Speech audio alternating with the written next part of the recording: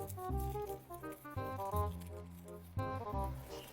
everyone! So, yan guys, i-share ko lang yung ginawa ko ngayong buong araw. After ko mag-clean ng house namin, yan, tapos including na rin yung flat. So, ayun si Inday kagagaling lang ng church.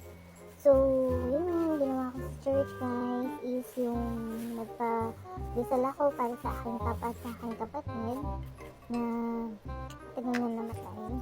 So, pinasalan ko sila doon. And then, nagising na rin ako guys. And, yung ginawa ko, after kong nag-ano sa church, yan, bumili ako ng grocery, which is konti lang naman siya, which is galunggong at malunggay. And then, syempre, sinabay ko na rin ang aking paboritong halo-halo. Yan, so, sa tagal ng panahon, yun na lang ako ulit nakakain ng halo-halo. And then, syempre, pag may halo-halo, hindi mawawala ang aking Korean bread. Korean bread, nabili ko yan sa Kabayan. Yan siya. O, diba? Sarap niyan tignan, nakakayami, nakakatakam talaga, pati yung halo-halo. Yung halo-halo, usually talaga bumibili ako sa Casa Kusina.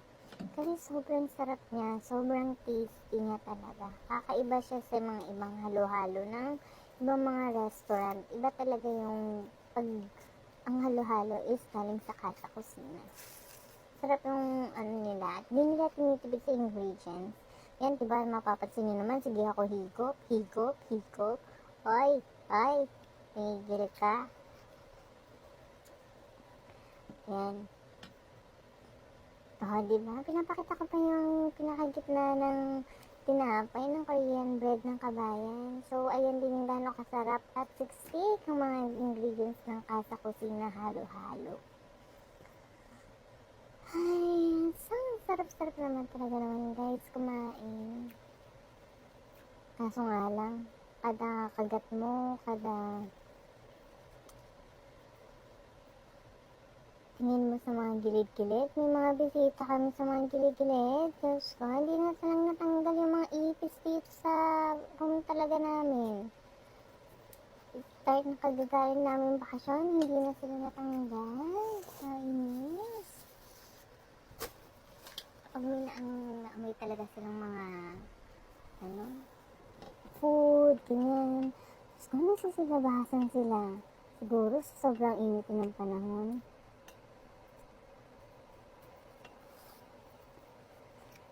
Sarap talaga ako guys. So, ilang buwan ko rin siya hindi nakain. Kasi hindi naman kami madalas na napapagawi dun sa may Kabayan. Kasi mas malapit dito sa tirahan namin dito is yung Ambassador Supermarket. Kasi dito guys sa Kuwait, maraming supermarket. Merong Lulu, Ambassador, Kabayan, Hypermarket. Ano ba yung dating Oncos? Meron ng bago ngayon. So guys, usually nagpupunta kami dun sa Ambassador. Kaya bibira na nakakabili din ng halo-halo. Kaya sobrang natakam ako talaga. Talagang dinayo ko pa siya dun.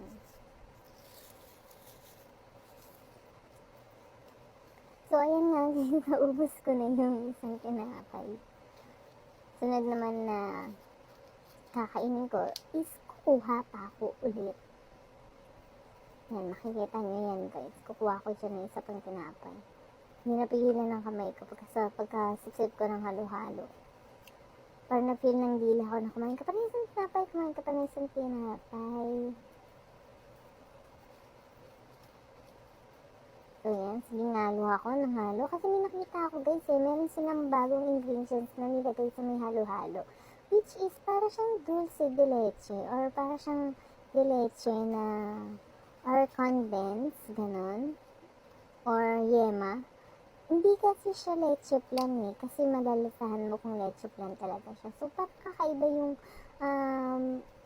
bagong ingredients na nilagay ng Casa Kusina. Pero guys, masarap siya. Makikita nyo naman guys sa video. Sige sip-sip ako. Sige sip-sip. Ay, nakalimutan ko pa nga pala i-share sa inyo. So, pinalo up ko nga pala yung aking package. Doon patungong sa Pampanga or sa Pilipinas. Kasi, yung mga gamit na yun yung mga excess na gamit namin dito.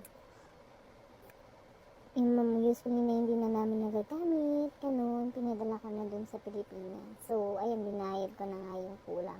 Uy, papainggit pa ako.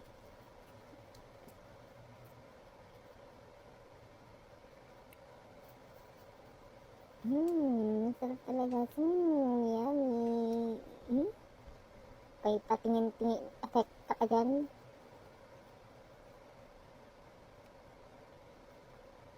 Diba guys, nakakadalawa na ako. Ano sa tingin nyo guys? Makakailang tinapay kaya ako?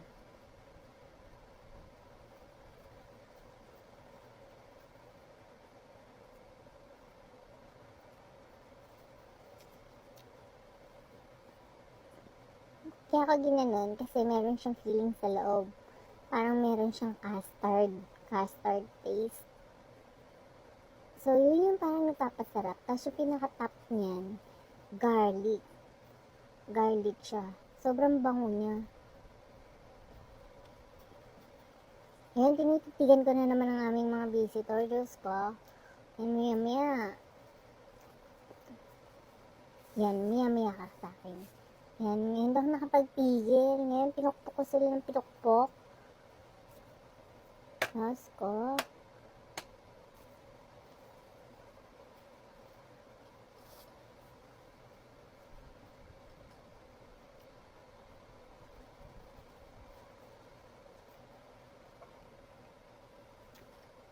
Para akong alam pakialam no? Basta maubos ko yung kinakain ko. Basta mag-enjoy lang ako. So, ganyan nga guys. Ganyan na mag-enjoy ng mga food.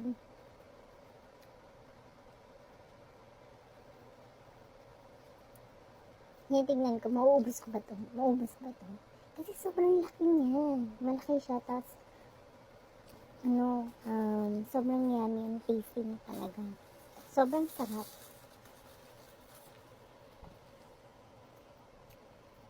So, ayan nga. Ganyan unti-unti ko yung Korean bread. Sabi ko kasi, pag inubos ko to, wala na akong babaunin bukas. So, yun nga. Ganun ako ka-budget ang ginagawa ko ngayon. So, kakainin ko siya. Then, tomorrow, babaunin ko siya para may pambaon ako bukas sa work.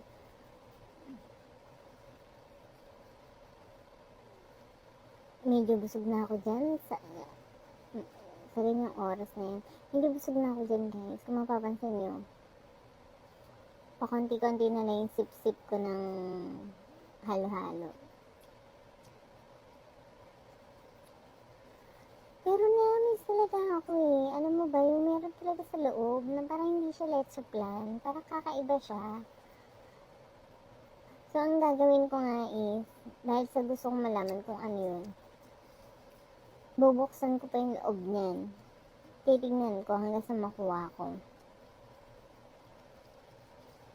Kasi sabi ko, ano kaya itong nasa loob na to? Sige ako halos.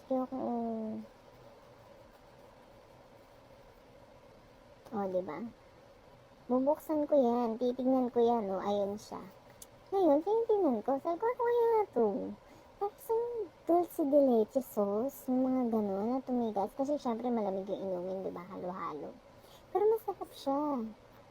Parang may, medyo may pagkaka-wig din siya sa may halo-halo. Leche plan. Ako, Diyos ko, nangangalahati pa lang ako. Yes, busog na ako. Hindi katulad dati. Mabubusog lang ako pag gusto ko ng halo-halo. Ngayon, kalahati lang. Feel ko, busog na ako. Siguro kasi nakadalawang tinapay ako. Dalawang tinapay, tapos isang halo-halo. Diba? Kalahating halo-halo pala, hindi isang halo-halo. So, ayan na nga lang muna guys, ngayong video ko. Share ko lang yung aking day off for today. So, ganyan nga yung nangyari sa akin yung the whole day. Ayan na mga productive day na masasabi ko, which is the most important thing na nagawa ko ngayon is yung nakapagsimba ako. Hingi ng tawad, and then nag-pray din sa mga taong pinag-pray ko at mga kahilingan, pasasalamat, paghingi ng tawad. Yun ang pinakamalaga nangyari sa akin yung araw na to. So guys, thank you so much for watching for all my videos. Walang sawang pagsubaybay sa akin. Salamat and God bless.